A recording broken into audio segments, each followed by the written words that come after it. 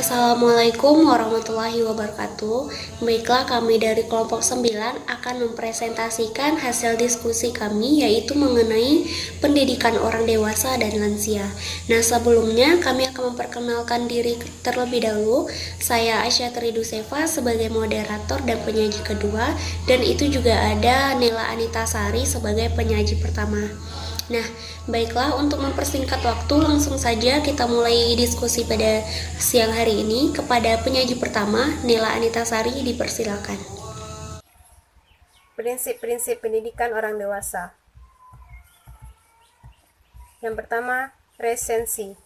Hukum dari resensi menunjukkan kepada kita bahwa sesuatu yang dipelajari atau diterima pada saat terakhir adalah yang paling diingat oleh peserta atau partisipan. Ini menunjukkan dua pengertian yang terpisah di dalam pendidikan. Pertama, berkaitan dengan isi atau materi pada akhir sesi, dan kedua, berkaitan dengan sesuatu yang segar dalam ingatan peserta. Yang kedua, appropriateness atau kesesuaian. Hukum dari appropriateness adalah atau kesesuaian mengatakan kepada kita bahwa serta keseluruhan, baik itu pelatihan, informasi, alat-alat bantu yang dipakai, studi kasus, dan material-material lainnya harus disesuaikan dengan kebutuhan peserta partisipan. Yang selanjutnya, primasi atau menarik perhatian di awal sesi. Hukum dari primasi mengatakan kepada kita bahwa hal-hal yang pertama bagi peserta biasanya dipelajari dengan baik. Demikian pula dengan kesan pertama atau serangkaian informasi yang diperoleh dari pelatih betul-betul sangat penting. Yang selanjutnya, wide communication atau komunikasi dua arah.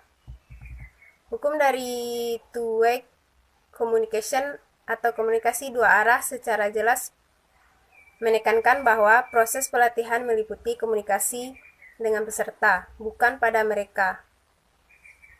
Berbagai bentuk penyajian sebaiknya menggunakan prinsip komunikasi dua arah atau timbal balik. Yang selanjutnya, feedback atau umpan balik. Hukum dari feedback atau umpan balik menunjukkan kepada kita, baik fasilitator dan peserta membutuhkan informasi satu sama lain. Fasilitator perlu mengetahui bahwa peserta mengikuti dan tetap menaruh perhatian pada apa yang disampaikan, dan sebaiknya peserta juga membutuhkan umpan balik sesuai dengan penampilan kinerja mereka. Selanjutnya, exercise atau latihan.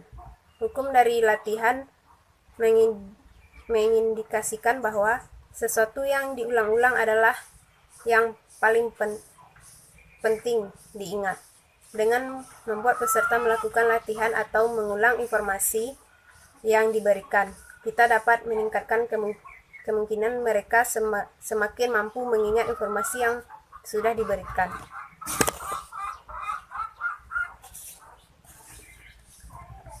Selanjutnya,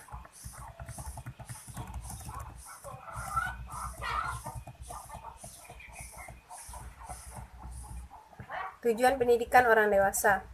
Pendidikan orang dewasa umumnya memiliki sasaran kelompok orang dewasa yang beraneka ragam, baik usianya, tingkat pendidikannya, lingkungan sosialnya, pelajarannya, dan lain-lain. Secara umum dapat beberapa tujuan pendidikan orang dewasa, yaitu yang pertama, tujuan POD bagi pengembang kecerdasan atau intelektual warga belajar, yaitu mengembangkan kecerdasan untuk menerima, menyimpan, dan mengolah informasi menjadi fakta.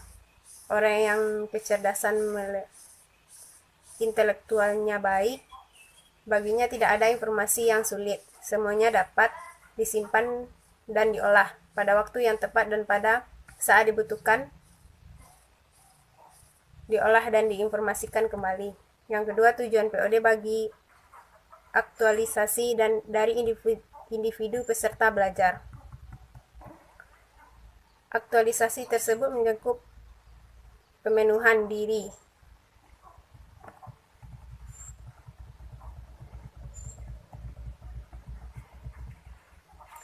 realisasi seluruh potensi dan kebutuhan untuk menjadi kreatif. Mereka yang telah mencapai level aktualisasi diri menjadi lebih manusiawi, lebih asli, dan mengekspresikan diri tidak terpengaruh oleh budaya. Yang tiga, tujuan POD bagi pengembangan personal. Pengembangan personal dapat dilakukan dengan menanamkan mindset atau sikap yang paling positif dan memberdayakan yang bisa. Kemudian, tanamkan keunggulan skill pada diri Anda, lalu perluaslah jaringan Anda. Yang keempat, tujuan POD bagi perubahan sosial atau masyarakat. Merupakan perubahan-perubahan yang terjadi pada lembaga-lembaga kemasyarakatan dalam suatu masyarakat yang memengaruhi sistem sosialisasinya, sistem sosialnya, termasuk nilai, sikap-sikap sosial, dan pola perilaku di antara kelompok-kelompok dalam masyarakat.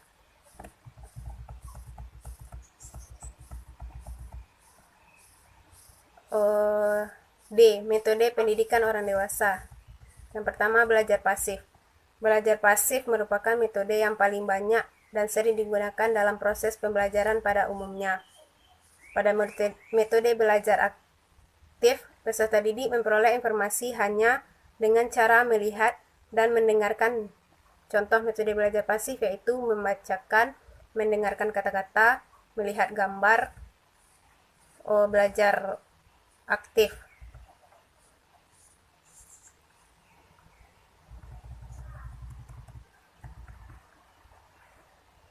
Bermain peran.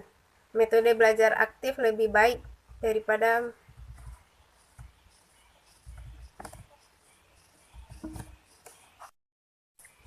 dua, belajar aktif. Dalam metode belajar aktif, peserta didik terlibat atau berpartisipasi langsung dalam proses pembelajaran. Contoh metode belajar aktif yaitu terlibat dalam diskusi, membantu teman belajar, bermain peran. Metode belajar aktif lebih baik daripada metode belajar pasif, karena ingatan dan pemahaman kita terhadap segala sesuatu yang diajarkan lebih lama mengendap di dalam ingatan kita. Yang selanjutnya, belajar interaktif. Metode ini merupakan metode yang melibatkan peserta didik secara aktif dalam pengalaman belajar. Contoh dari belajar interaktif yaitu curah pendapat atau brainstorming. Yang kedua, peragaan atau demonstration. Yang selanjutnya, permainan atau game. Yang ketiga,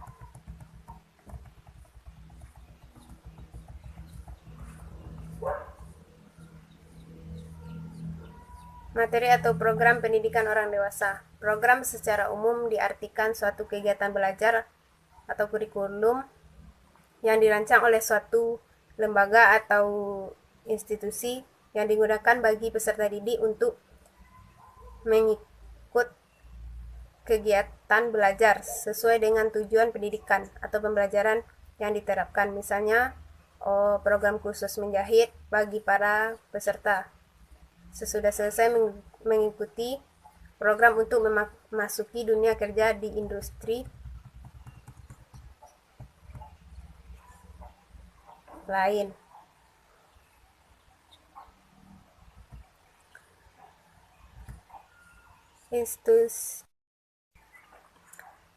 Institusi atau lembaga yang menyusun program pendidikan orang dewasa antara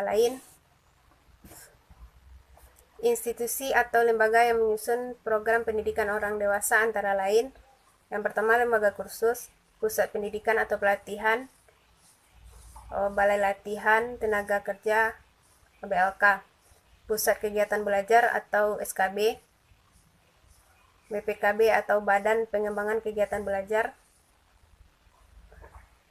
BPPNF I. Badan Pengembangan Pendidikan Non-Formal Informal. Pusat Kegiatan Belajar Masyarakat atau PKBM. Perguruan tinggi atau program pendidikan extension. Pendidikan dan pelatihan di perusahaan atau perkantoran. Hanya itu yang dapat saya sampaikan. Saya sudahi. Assalamualaikum warahmatullahi wabarakatuh. Baik, terima kasih kepada Nela Anita Sari. Selanjutnya yaitu materi mengenai pendidikan usia lanjut yang akan saya jelaskan sendiri. Nah, di sini dimulai dari pengertian usia lanjut. Pengertian usia lanjut secara tepatnya sangat sulit untuk dideskripsikan atau dijelaskan. Nah, menurut di Jerman pada tahun 1883 ditetapkan pada 60 tahun sebagai masa usia lanjut, seperti halnya di Amerika Serikat yang menurut undang-undangnya itu jaminan sosial, di mana seseorang dikatakan berusia lanjut itu apabila mencapai usia 56 tahun ke atas. Nah, namun di Indonesia usia lanjut diidentik dengan seseorang yang memasuki masa pensiun, yaitu terdapat pada Undang-Undang Nomor 4 Tahun 1965. Nah, pada pasal 1 yang menyatakan bahwa orang jompo atau orang lanjut usia ialah setiap orang yang berhubungan dengan usia lanjut, tidak mempunyai atau tidak berdaya mencari nafkah lagi untuk keperluan kehidupan sehari-harinya. Nah, sehubung itu, keputusan Menteri Sosial RI nomor HUK 3150/107 tahun 1971 pada pasal 1 menyatakan bahwa seseorang tidak dinyatakan sebagai lansia setelah yang bersangkutan mencapai umur 55 tahun. Nah, ini tidak mempunyai atau tidak berdaya mencari nafkah sendiri untuk keperluan kehidupannya sehari-hari. Nah, pada pendidikan usia lanjut ini merupakan sebuah rangkaian pembelajaran, latihan, dan bimbingan bagi warga belajarnya yang mana meliputi pengalaman belajar pada masa lalu yang dimiliki warga belajar usia lanjut ini.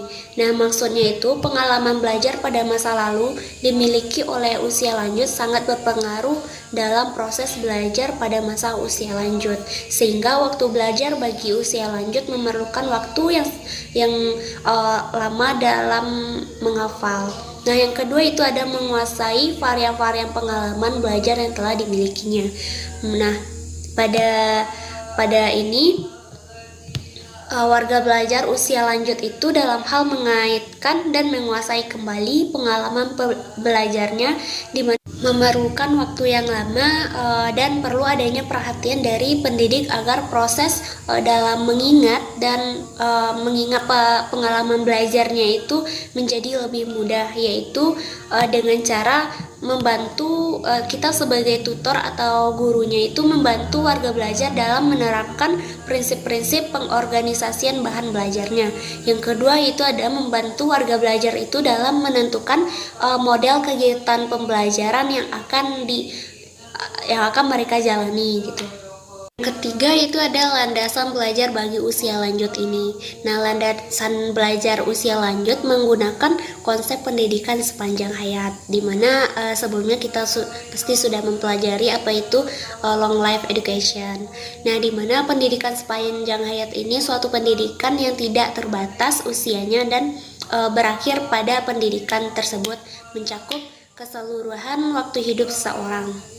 Yang keempat itu ada gaya belajar dari usia lanjut ini. Nah, cara gaya belajar ini didefinisikan sebagai karakteristik cara seseorang dalam memproses informasi dan merasa menyikapi terhadap dalam situasi belajarnya.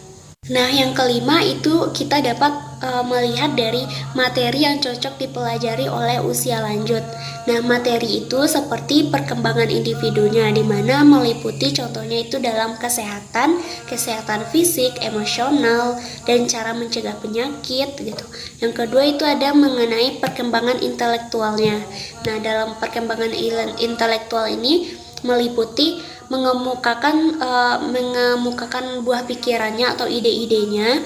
Yang kedua, memahami pikiran orang lain dan bekerja secara efektif.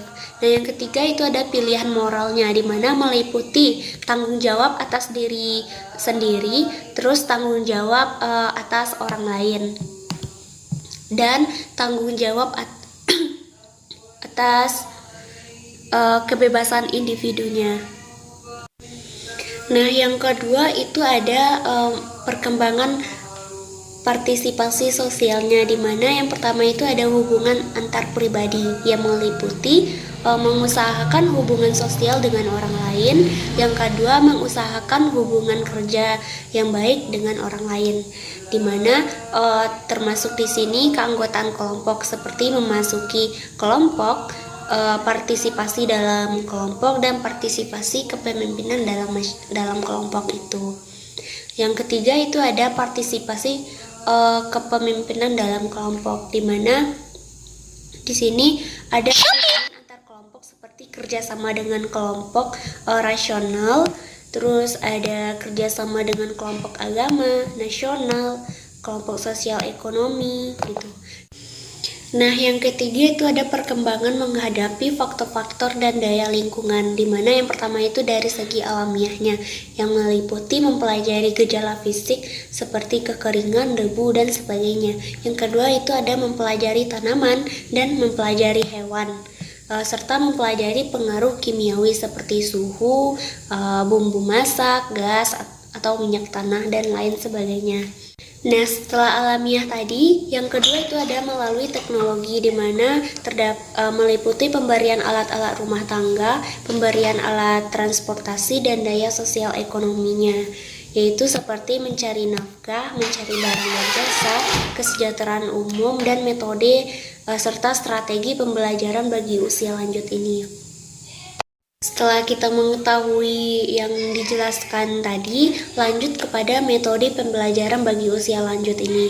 Jadi, di sini ada beberapa metode. Yang pertama itu metode pembelajaran yang menggali minat, bakat, dan kreativitas para orang tua atau usia lanjut dengan cara persuasif dan menyenangkan gitu. Yang kedua itu ada metode yang dipilih harus menyeimbangkan intelektualitasnya dengan kemampuan fisik serta kecerdasan spiritual dan emosionalnya. Yang ketiga itu ada teknik pembelajarannya, yaitu dengan tidak membantah, memotong pembicaraan, terus meragukan kemampuan individu lainnya, dan hal-hal yang mengakibatkan ketidaknyamanan para orang lansia tersebut. Nah, lanjut yang keempat yaitu teknik lainnya atau dengan cara memuji, memberikan aplaus atau pujian gitu atas pernyataan maupun pertanyaan, dan memberikan kesimpulan yang baik dan benar serta mengarahkan apabila diperlukan. Nah, dalam mengenal metode ini tentu kita dapat memulainya dengan mempelajari strategi pembelajaran bagi usia lanjut, di mana yang pertama itu pada orang tua atau manula harus merasa dibutuhkan dari kompetensinya. Yang kedua yaitu melakukan pembelajaran konseptual, dan yang keempat menerima dan memediasi serta memfasilitasi kebutuhan ide, pemikiran, gagasan, serta kreativitas bagi lansia tersebut. Nah, lanjut kepada evaluasi pembelajaran bagi usia lanjut ini. Hal ini berangkat dari asumsi bahwa dalam pendidikan terdapat 3 dimensi pokok, yaitu yang pertama pembelajaran, yang kedua pelatihan, dan yang ketiga itu ada bimbingan. Selain itu, dalam pendidikan usia lanjut perlu memperhatikan hal-hal seperti yang pertama karakteristik dari warga belajarnya bagaimana, di mana terdapat perbedaan orientasi terhadap pendidik dan belajar. Yang kedua, akumulasi dari pengalamannya. Yang ketiga itu kecenderungan khususnya. Nah, yang kedua itu ada pendekatan. Sri Vyasasan dalam ilmu dan aplikasi pendidikan mengemukakan 3 macam pendekatan orang dewasa. yaitu meliputi yang pertama pendekatan yang berpusat pada masalah. Nah, yang kedua itu pendekatan proyektif dan pendekatan aktualisasi diri. Nah, selanjutnya itu ada faktor-faktor yang mempengaruhi dalam proses pembelajaran. Menurut Syamsu Mappa dan Anissa Basleman dalam Ilmu dan Aplikasi Pendidikan, proses pembelajaran orang dewasa ini dipengaruhi oleh beberapa faktor. Yang pertama itu ada faktor fisiologinya, di mana seperti pendengarannya, terus pendengaran itu seperti kejelasan pendengaran dan diskriminasi nadanya bagaimana. Nah, yang kedua itu ada penglihatan, di mana mencakup tentang penglihatan jarak jauhnya atau dekatnya, terus kemampuan untuk membedakan warna dan kejelasan dalam penglihatan gitu. Nah, yang kedua itu dilihat dari faktor psikologisnya, di mana meliputi kecerdasannya atau bakatnya. Yang kedua itu ada motivasi, perhatian dan cara berpikirnya, ingatannya bagaimana, dan belajarnya itu bagaimana, serta review dari pemahamannya dalam belajar. Yang ketiga itu ada faktor dari lingkungan belajarnya, di mana meliputi tempat di mana orang dewasa itu belajar. Yang kedua di luar tempat di mana orang dewasa itu belajar. Nah, yang keempat itu ada faktor sistem penyajiannya, di mana sistem penyajian dipengaruhi oleh 3 faktor. Yang pertama kurikulum, karena kurikulum sangat berpengaruh dan sangat menentukan dalam pemilihan strategi belajar dan membelajarkan orang dewasa atau usia lanjut ini. Yang kedua itu ada bahan ajarnya, di mana beberapa aspek bahan belajar yang perlu dipertimbangkan dan diperhatikan dalam memilih strategi pembelajaran ini mencakup aspek kemampuan yang akan dikembangkan nantinya. Nah, yang ketiga itu ada metode penyajiannya, di mana beberapa karakteristik kriteria pemilihan metode penyajian ini diantaranya seperti metode penyajian dipilih sesuai dengan hakikat tujuan pembelajaran. Terus ada metode penyajian dipilih sesuai dengan sifat dan hakikat bahan belajar yang disajikan. Dan yang terakhir itu ada metode penyajian dipilih sesuai dengan tingkat perkembangan lansia tersebut. Nah, materi terakhir yaitu ada prinsip-prinsip belajar lansia, di mana menurut Davis tahun 1991 halaman 32 mengingatkan beberapa hal yang dapat menjadikan kerangka dasar bagi penerapan prinsip-prinsip belajar orang dewasa, yang mana proses pembelajarannya yaitu yang pertama, hal apapun yang dipelajari murid maka ia harus mempelajari sendiri, tidak seorang pun yang dapat melakukan kegiatan belajar tersebut untuknya. Yang kedua itu ada setiap murid belajar menurut kecepatannya sendiri, dan untuk setiap kelompok umur terdapat variasi dalam kecepatan belajarnya. Yang ketiga itu ada seorang murid belajar lebih banyak di mana setiap langkah segera diberikan penguatan.